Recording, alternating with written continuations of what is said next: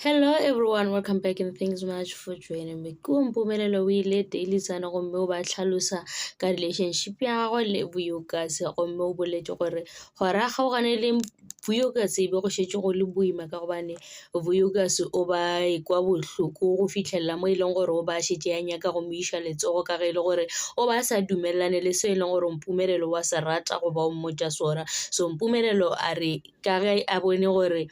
Vuyokasi o kare o thoma go o tšhentšha ga a sa le ka mokgwa wa mo kwešišang a bona gore o swanetše gore a kgaogane le yena ka ge e le gore yena go letše ka lapeng le e leng gore go na le tlhompho, a gona le motho e leng gore o a bethwa goba o a bethana. Jwale o bone gore relationship ge šetše e fitlhile mo stageng seo o tlo ba ka gare ga bothata gomme a bona gore yena le Vuyokasi ba separate ba seke ba hlwa ba dula ka moka. Gomme o re Vuyokasi ka ge e le gore o ba morata o ile go yena a mmotša gore o tlo kgopela gore a boelane le yena ba kgone go boledišana ka ditaba tša bona. Mpumelelo o re ka re bona a ke sa nyaka selo se be wa ncenka, a ke sa nyaka selo ka relationship ye. Nna ke tlo tšwela pele ka ese tempo sa ka nka se tšhentšhe ka re nna nka sa ratana le batho ba e leng gore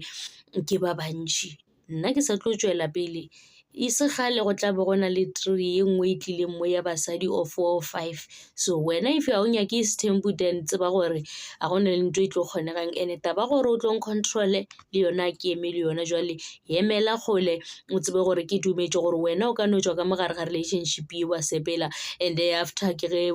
go ra gore Vuyokasi a bona gore relationship ya gago le Mpumelelo ga e bereke ka ge e le gore ga a be a le ka go moncenkeletše a bolela le yena gore wa morata Mpumelelo o ba sa hlwa nyaka bona gore o swanetše gore a ye go dula le Chef Thabelo. So ga dula le Chef Thabelo shibao jwale Mpumelelo ke gona re bonang gore o thoma go itshola jwale ka gobane wa bona gore ke nnete tabela e leng gore be ba e boledišane ge ntho e se ya ba ya fitlha practically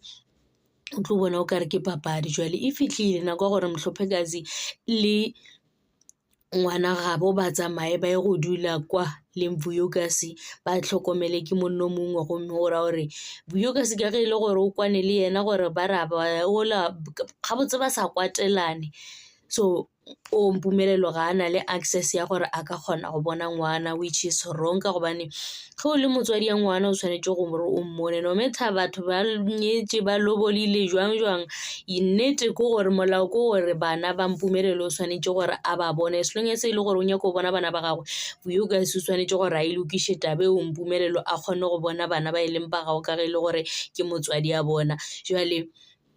Mpumelelo gane jwale o thoma go kwa bohloko, o thoma go bolela gore Mhlophekazi ngwana ka le go ka dula mo o tsebe gore ka le la matšatši o tlo fihla mo and then wena Zulu or mang ke lebetše leina la ngwana Vuyokasi o monyane o thoma gore wena o tlo ntšha tše e leng gore di fihlile gomme ke gopola gabotse be e sa le a bona ngwana be e seng ke a bona ngwana gago until o itlo ba le reality show ke mo e leng gore o kgonne go ba le ngwana gago. So Mpumelelo le yena mara taba gore Vuyokasi a se ka mo dumelela ka bana ke e leng gore e tloga e kuša bohloko o tshwantše gore le go lolwe le motswadi ya ngwana a be le access ya go bonana le motswadi ya gagwe. Ke tšona tšeo ka Mpumelelo le Vuyokasi. Thank you so much for watching. Please don't forget to like, comment and subscribe. Ta-da.